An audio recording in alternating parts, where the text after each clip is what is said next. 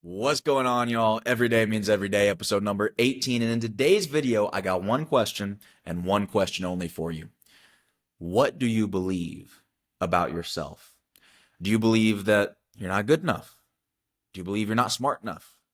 Do you believe you've never been good at talking to people? You've never been good at writing? You've never been good at math? Or do you believe that you can do anything you put your mind to? Do you believe that you can always grow, you can always learn, you can always improve, and that you can always find new mentors, you can always consume new information, you can always develop yourself? I mean, at the fundamental basis of it, we're talking about the difference between a fixed mindset and a growth mindset.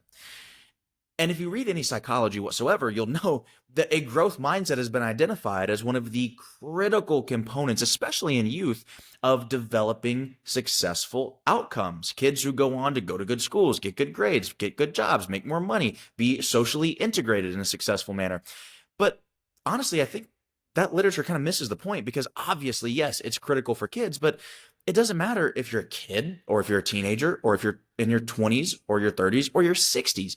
You still need a growth mindset, because without it, you're going to stagnate. You're going to stop making progress. You're going to stop developing. You will cease to be an evolving human being. And quite frankly, at whatever stage of your life that you lose that growth mindset, you're going to continue to make decisions from that frame of reference. If you got to the age of 24 years old, 25 years old, and at that point you decided, you know what? I think I know everything I need to know. I'm good from here on out. I'm going to switch from my growth mindset to my fixed mindset. I don't care if you're 55 now. You're still making decisions from the mentality and the frame of reference of that 25-year-old.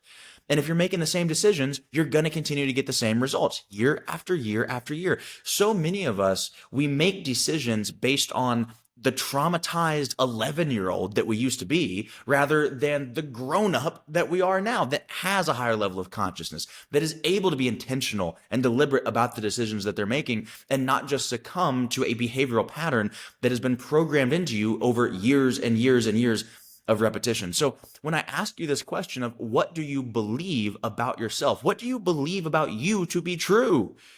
What I want you to do when you're thinking about the response to that question is just eliminate everything that doesn't come from your heart. And I know that sounds fluffy and esoteric, but listen, eliminate influences to that response that have anything to do with your childhood, that have anything to do with other people's opinions, that have anything to do with any external influence at all, that have anything to do with your current circumstance or situation. Your current circumstance and situation, no matter what's in your bank account, no matter what your body looks like, no matter what kind of relationship you're in right now, your level of success in life right now, in this moment, should have zero bearing about what you believe about yourself. Because faith is the substance, not your bank account, not your relationship, not how much muscle mass you got, like none of this external stuff not the car you drive, not the house that you live in. That is not the substance. Faith is the substance. Belief is the substance of things hoped for, the evidence of things not seen. Therefore, you have to have a level of belief in you that flies in the face of any sort of temporary setback that you might be experiencing in the moment. Let me give you an example.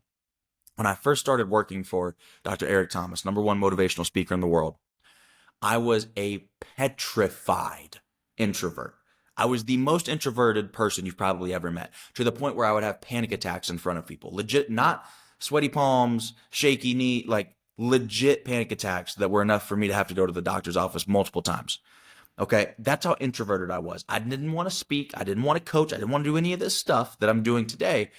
That's the mindset that I was in then. I was also dead broke. I was fresh out of college, and I was doing an unpaid internship when I began working for ET.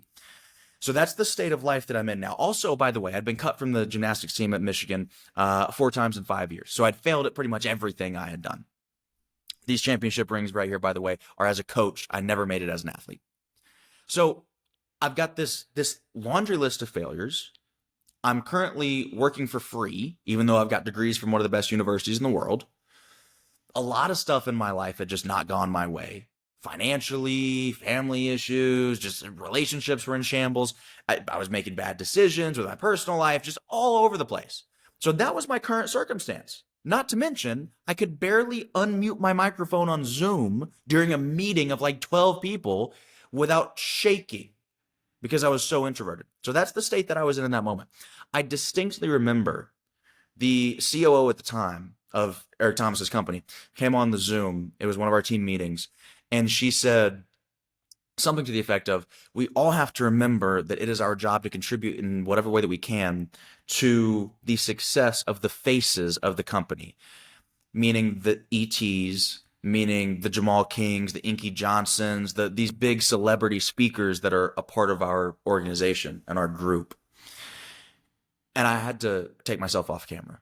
I literally, remember, I am a 21-year-old that is down bad at the time of this story taking place. I took myself off camera because I couldn't fix my face. Because the idea, the way that I perceived what she said, was that they're the face of the company, they're the superstars, they're the big dogs, we're the supporting cast. They're the main characters, we're the supporters. The idea in my mind at 21 years old with nothing to show for my life, that they were somehow intrinsically more greater or better than me, pissed me off to the extent that I had to turn my camera off so that I didn't act up during the meeting. In my mind, in my spirit, I genuinely believe I can be just as great. I can make just as much money. I can make just as big of an impact. I can do anything that those guys can do. They fly in private. I can fly private. They drive a Rolls Royce. I can drive a Rolls Royce. They can easily and masterfully control a crowd in an arena of 10,000 people. I can speak in front of 10,000 people. I hadn't spoken in front of 10 people. But I really believe that I could do that. And I wish I had a better way of articulating what I'm trying to tell you right now. I wish that I could describe it in a different way. I wish that you could feel the level of conviction that I felt. I had just convinced myself.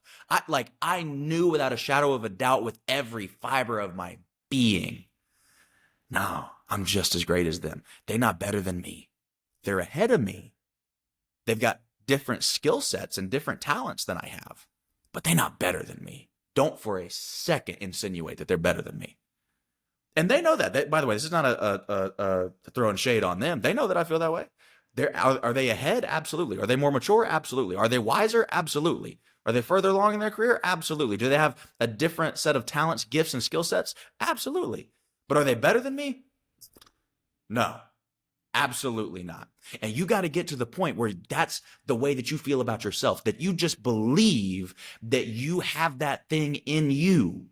Until you get there, you're always going to one foot in, one foot out. You're not going to act the way that you need to act. You're not going to make the decisions that you need to make. You're not going to have the mentality that you need to have. You're not going to see the opportunities that's right in front of you because your perception is skewed by the belief that you have in yourself or lack thereof.